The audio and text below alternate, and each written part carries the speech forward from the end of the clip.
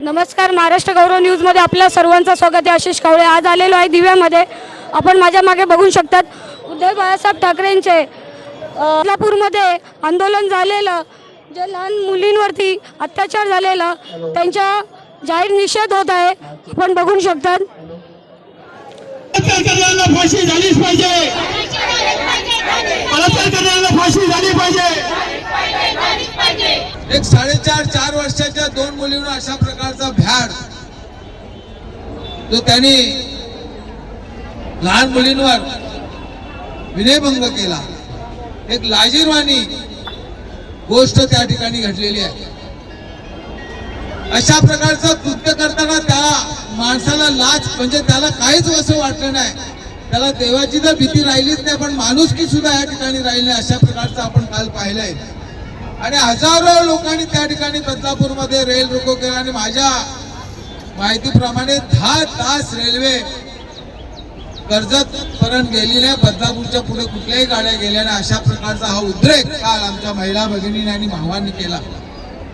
म्हणून या सरकारच्या माध्यमातून आपण जेवढं निषेध करू तेवढं कमी आहे। या ठिकाणी एवढंच या ठिकाणी सांगतो, आमच्या भागामध्ये तयार आहेत, परंतु जो बदलापूरमध्ये घटना घडली दिव्यामध्ये सुद्धा माझ्या माहितीप्रमाणे 100च्या वरती स्कूल आहेत। या शाळेमध्ये काय सुरक्षा आहे, त्याच्यामध्ये काय चाललंय याची माहिती पोलिसांनी आणि शिक्षण विभागाने त्वरित घेण्याची गरज आहे। कारण अशा प्रकारचे भ्याड हल्ले आता लहान लहान मुलांवर होऊ लागलेले आहेत, त्या संबंधीची खबरदारी आता आपल्याला घ्यावी लागणार आहे।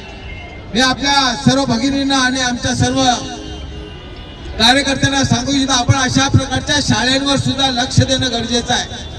कारण अशा प्रकारच्या गोष्टी रेल्वे स्टेशन मध्ये आपल्या दिव्यामध्ये सुद्धा अशा प्रकारची गोष्टी घडू नये या बाबतीमध्ये आपण लक्ष पुरवणं गरजेचं आहे। म्हणून मी सर्वांना आवाहन करेन की आमच्या बहिणी आमच्या भगिनी या सर्व गोष्टीला सामना करण्यापूर्वी त्यांचं रक्षण हे महत्वाचं आहे। म्हणून पोलिसांना सुद्धा मी कमिशनर साहेबांना या ठिकाणी विनंती करणार की दिव्यामध्ये जे पोलीस स्टेशन मंजूर झालेलं आहे त्याची लवकरात लवकर दखल घेऊन ते चालू करावं आणि आमच्या दिव्यावासियांना त्याचा रक्षणासाठी त्याचा लाभ मिळावा अशा प्रकारची मागणी करतोय।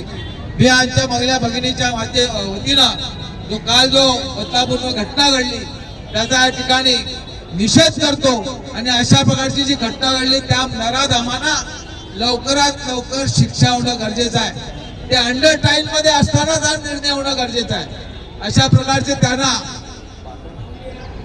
कोर्टाला विनंती करण्यात येते की ह्या लोकांना जामीन देऊ नये, जामीन दिल्यास पूर्ण दबाव आणू शकतात, पण हा दबाव त्यांनी आणू नये अशा प्रकारसाठी त्यांनी जामीनच देऊ नये आणि त्या नराधमांना जोपर्यंत शिक्षा होत नाही तोपर्यंत त्यांना आत्महत्येत ठेवावं अशा प्रकारची आपल्या सर्वांच्या वतीनं या ठिकाणी मागणी करतो आणि कालच्या भ्याड हल्ल्याचा या ठिकाणी निषेध करतो। निषेध है, निषेध है, निषेध है। धन्यवाद। चिमुकल्यांवर जो अत्याचार झाला होता त्याचे पडसाद काल बदलापूरमध्ये आपण पाहिले। मला वाटतं पहिल्यांदा 10 ते 12 तास रेल रोको झाली असेल, पण एवढी जनता रोडवर उतरल्यानंतर सुद्धा या सरकारला अजून जाग आलेली नाहीये। या सरकारचा निषेध करावा तेवढं कमी आहे। आज शाळेचं नाव आदर्श, पण त्या शाळेत काय घटना घडली आपण पाहू शकतो। आज कित्येक महिने आपण वर्तमानपत्रात वाचतो की महिलांवरती किती अत्याचार होत आहेत। मग ह्या अत्याचार होत असताना गृह खातं काय झोपा काढतोय का? आज आपण पाहाल मुलींवर हे अत्याचार होत आहेत। अशा नराधमांना तातडीने फाशीची शिक्षा झाली पाहिजे ही तिथल्या बदलापूरच्या लोकांची मागणी आहे आणि ही फाशी त्या मिळालीच पाहिजे। कारण आपल्या देशात कायदे आहेत, कठोर कायदे आहेत, परंतु त्याची अंमलबजावणी होत नाहीये, त्याच्यामुळे या लोकांना धाक राहिलेला नाहीये। बदलापूरमध्ये जी अत्यंत दुर्दैवी घटना घडली या घटनेचा पहिला प्रथम मी निषेध करतो। आज बदलापूर जनतेला मला खरोखर त्यांचं अभिनंदन करायचं आहे. कारण 13 तारखेला घडलेली ही घटना आज इतके 8 दिवस लागले आणि 8 दिवसानंतर जेव्हा पूर्ण जनतेचा आक्रोश झाला, या आक्रोशानंतर पुन्हा 8 तास रेल्वे बंद झाली आणि पूर्ण माय भगिनी सर्व रस्त्यावर आल्या आणि तेव्हा त्या माणसावर नराधमावर गुन्हा दाखल होतो. या गोष्टीचा निषेध आहे. तर तो असं डॉक्टर लोकांकडे जेव्हा जातो तिथेही महिलांचा विनयभंग होतोय. म्हणजे इतकी ताकद झाली आहे तर मंदिरामध्ये पण त्या महिलेवर आमच्या माय भगिनीवर अत्याचार करून तिचा मारून तिला टाकलेली आहे.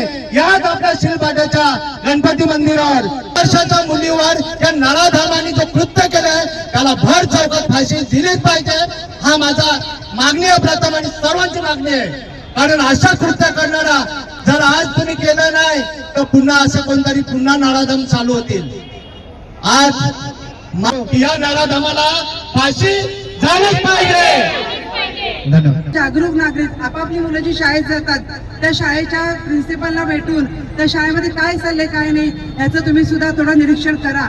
आपण प्रत्येक वेळेला आपण कामावर दांडीवर काही गोष्टी करू शकत नाही, पण आता ग्रुपने आपण सांगा बाबा आज तू जा शाळेत, आज मी जाईन, असं करत महिलांच्या शाळेवरती आपल्या शाळेवरती वचक ठेवला पाहिजे. तसा वचक राहिला, कारण का ह्या सरकारला आहे ना, त्यांनी बघा जी घटना घडली 4 दिवसानंतर ती केस त्यांची घेत नव्हते, म्हणजे पोलिसांवरती पण किती दबाव आहे. पोलीस दादा म्हणून आपण त्यांच्याकडे जॉईन व्हायचंय आणि तुमची एक महिलांची साखळी तिकडे तयार करा. पोलीस काही झालं तरी पोलिसांशी संपर्क साधायचा कुठे, आणि मुलींना आपल्या थोडंसं शिक्षण द्या. आज शाळेमध्ये शिक्षण दिलं जातं गुड टच बॅड टच, हे तुम्हालाही माहिती असेल. तर आता मला वाटतं पुरुषांना ते शिक्षण देण्याची वेळ आली आहे का. स्टाफ निवडताना शाळेचा त्यावेळेला त्यांनी नक्की केलं पाहिजे की त्या स्टाफचं चरितार्थ कसं आहे. कॅरेक्टर सर्टिफिकेट मागता ना तुम्ही, मग त्याच्याकडनं कॅरेक्टर सर्टिफिकेट प्रत्येकाला घेतल्याशिवाय कामाला ठेवायचं नाही. तुम्ही स्टाफ चेक करा आणि त्याप्रमाणे मुलांना आपले शिक्षण घेण्याची गरज आहे. आज भारताचं भविष्य जर शाळांवरती लक्ष द्या, आपली मुलं कुठे क्लासला जातात तिथे लक्ष द्या, मुलांशी बोला, मुलांना म्हणा मोकळेपणा बोला, जे काय घडतं अख्ख्या दिवसात ते सांगा. मुलं आपली बोलायला मोकळी झाली तर आपल्या पुढे काही गोष्टी लक्षात येऊ शकतात. मी खरंच तुम्हाला सगळ्यांना धन्यवाद म्हणते की तुम्ही या सगळ्या कामासाठी आलात. की तुम्हाला सगळ्यांना वाटतं ना की आपलं घर सुशिक्षित असावं, आपल्याला काय गाडी घोडा बंगला नकोय, 2 टाइम खाऊन पिऊन सुखी संसार हवाय, पण तो सुरक्षित हवाय.